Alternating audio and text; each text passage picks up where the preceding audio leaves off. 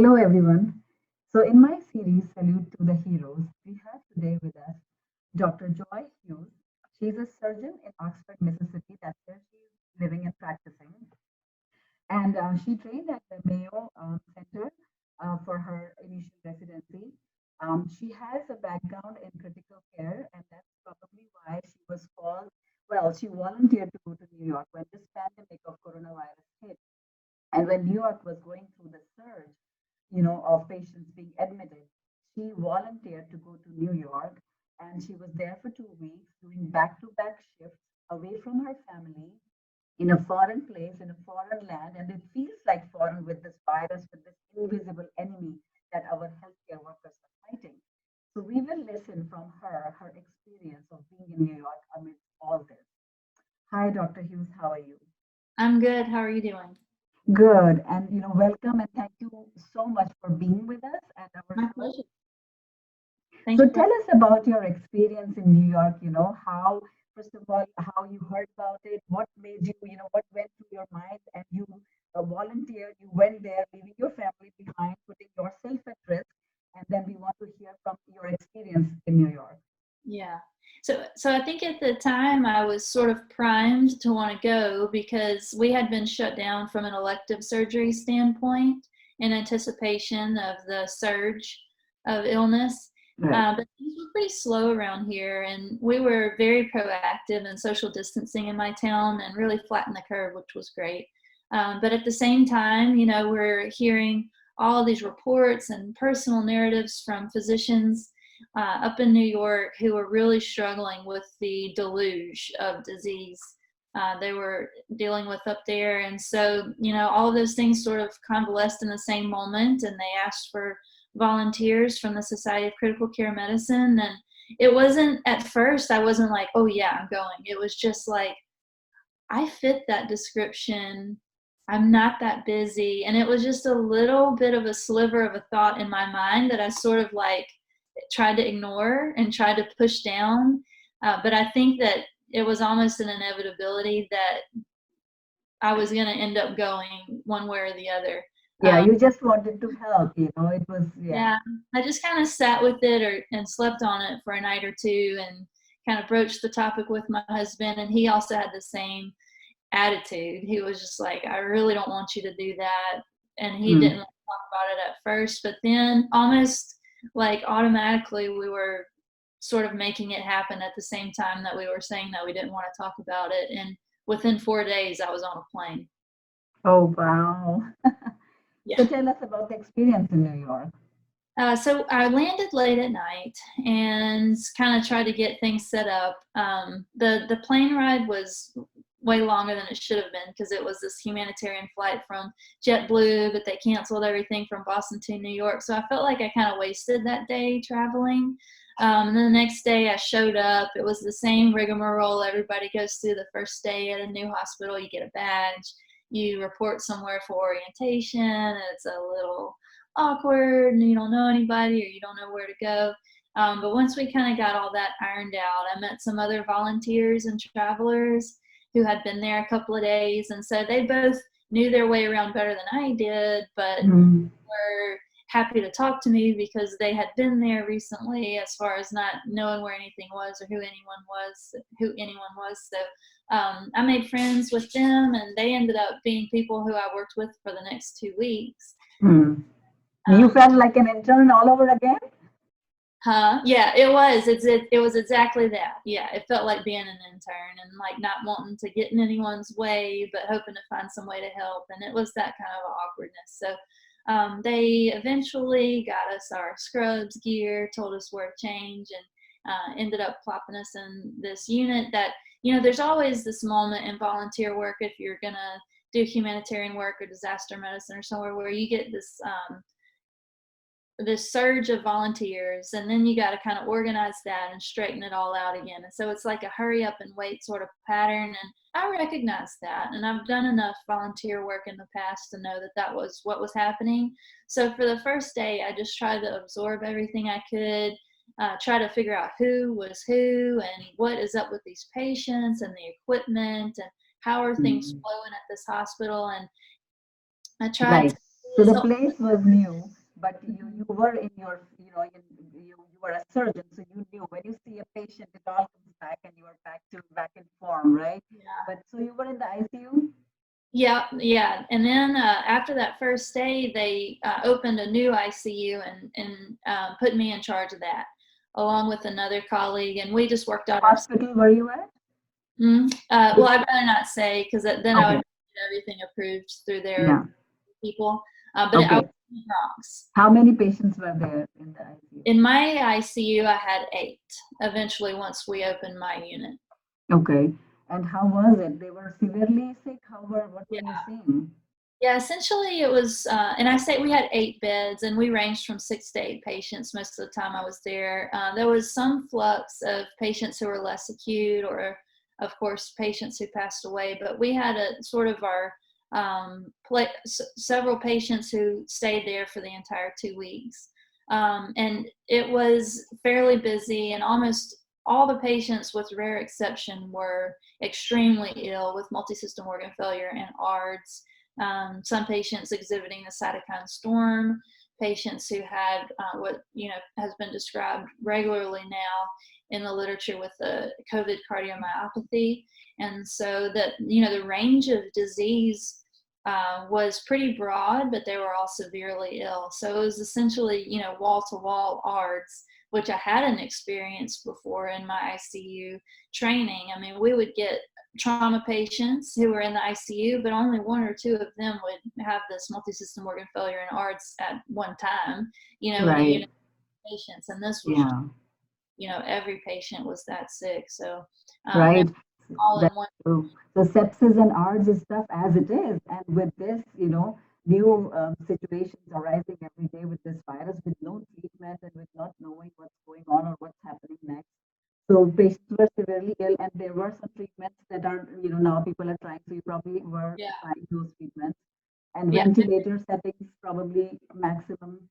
Right. Every patient we had gotten had gotten some of those treatments. So they were routinely already on their hydroxychloroquine and azithromycin, and had been transitioned over to multiple antibiotics for concurrent bacterial pneumonia. Some of them who had cytokine storm had been treated with tocilizumab. So, and then we signed several patients up for the convalescent plasma study when I was there, and 3 of our patients received that. So we were Okay, actively participating in some that's amazing. novel treatments, like all ICU physicians are. In addition, all of our patients had indications for anticoagulation and high D-dimer levels, so we were treating that as well. But there were days where you felt like you were fighting, like you were against a wall, up against a Yeah. wall, not Oh, figuring out absolutely. where to go. And the Absolutely. shifts being so long, some days must have been very exhausting. It was. I think that we kind of had our blinders on, and I tried not to allow myself to be affected by the severity. But if we had, an unexpected loss, or someone, especially towards the middle of the my time there, where patients really weren't moving one way or the other, and we were keeping them steady but weren't really gaining any ground, I had to just sort of go back to principles and read some essays from other doctors to reassure myself that that was normal, that that was part of the course. And especially with patients this sick, any inch you can gain is a win in the ICU. And we just sort of played, at that pace and by that principle. One of the things that was interesting was being set up with a completely blank slate ICU for 2 weeks. A lot of our patients, were flooded like the first couple of days and just had admission after admission after admission. And so we were sprinting the first couple of days. But then once patients got stable and we got our routine down, it calmed down a lot. And because the patients didn't improve rapidly, like they don't with this disease, we really got to know them. We got to settle in a routine with them for 2 weeks. And then we got to experience a whole new pace, which was just this really slow plateau, this really long plateau that, we hear a lot of other people, but our entire unit was essentially following the same course. So, and then Mm. towards the end of it, they really started to improve, and we had some extubations that were Oh, very. that's rewarding at the end of. Yeah. Yeah. So I kind of, that experience was very unique, that with, a 2-week course, I kind of got to see everybody at the beginning, the middle, and then a few of them at the end of their intensive Mm. care. So that So, was, and then you know what? The other thing with this is the family is not allowed to visit. As it is ICU, there's restricted time for visitors. But then family is not allowed. So you had to call them to update. yeah, our team took that very seriously. So we had a checklist that we followed every day, and it had, probably 20, 25 points on it that we would address. And one of the things on there was call family. Our nurses, nurse practitioners, and physicians all took that extremely seriously. And we didn't just call families once a day, but multiple times. And anytime someone wanted to call in and check on their loved one, we made time for them.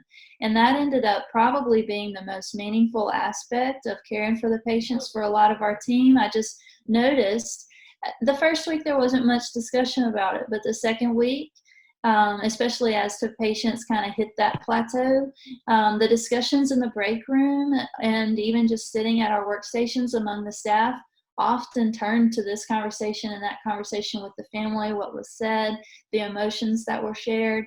And they really got more and more into getting to know who was in the family, what this person was like among their family, how they got sick. I mean, they really were like intimately aware of the dynamics with the family, the culture of the family. And then Mm. we had, multilingual caregivers who really helped us communicate with them in their native language. A few times we had to use the language line when we needed interpreters, but we always made it work. And then we got to where we could do FaceTime visits with the family. And I think that overall, those were the most meaningful times and interactions with the patients and their families. Yeah, And I that's hope, true. Because when you're struggling like that, patient can be a number, but you made sure that the patient is known yeah, as the person that they were. yes. Yeah. And that is a struggle. I mean, when you walk into our unit and really you see people at their most vulnerable, they are not recognizable to their family. I mean, Yeah. if a family member walked in and saw them, they would be shocked because they're quiet. They're not making any expressions. A lot of them were prone, and they're pale. They just look very ill, and to know their personalities and to be able to sort of imagine them at their liveliest, with their families, really just brought the human connection there for us, and then made us all more eager to serve, and Yeah. also made that sacrifice of all of us being away from our families worth it, if that makes That's true. That's the other level of this. That first of all, you're fighting. ICU is tough. Intensive care is tough as it is because patients are severely ill, and sometimes you don't know what the outcome will be. And with this, you are putting yourself at risk too, because in intensive care, you are just treating patients. You're not at risk. You are treating them, and you're doing your best. In this case, you are putting yourself at risk. So you have to make sure you are fully protected. sense. And that's the other part of it. You have to put that gear on, to go in and see the patient. And you're probably wearing it through the day. So taking breaks has becomes a problem. Like, you don't want to, take that half an hour to get the stuff out and then take a break. Yeah. Well, yeah, and I kind of dealt with that because we did have to reuse our PPE, to be honest. So we would just hang them up carefully, treat the cuffs as contaminated, be real careful about removing our N95s, and we had good technique, and no one on my team got sick. But I would take fewer breaks, and then I learned to take longer breaks um, Hmm. over the course of that time because I didn't want to have to keep going in and out. And so I essentially in a 12-hour shift, I would take 3 breaks, one in the morning, one for lunch, one in the afternoon, and then we'd be done. And I think that most people kind of followed that pattern. And and then our breaks ended up being the time where we kind of got to relax and talk to each other about home. And so I think mentally it was also important to do that. The room itself, and you can imagine all of the alarms and equipment and everything required to care for 12 patients, in addition to 2 industrial HEPA filters that we used because we weren't actually in a negative pressure room. We had to create an environment that would clean the air. It was extremely loud. And so it was nice to have a break intermittently through the day. And I think that's important. it helped us mentally, and I feel like I was in a place that was sustainable. Like I could have, I didn't have any problem continuing that pattern for 2 weeks. And how were you doing in terms of personal friends away from your family? You have children? I do. I have two little girls, How old? 3 years and 1 year old. Oh my goodness. So how was it being away from them? Was it your first time away from your Uh, wife? I, t- I took a few days away to study for my boards this last year. But other than that, and that was, another really intense time where I was just busy and concentrating, and I coped with it because I stayed busy. I didn't want any days off. Like they offered me some days off. I was like, no, I will just get homesick and then be miserable. So that was another reason why we just worked every day. And so did my partner who worked nights. And we did the FaceTime and tried to stay connected like that. I watched them open their Easter baskets over a video. And so that was kind of sad, but everyone who I was working with was in the same situation too. And some of them had assignments longer than me. So someone working with an agency was there for like a month.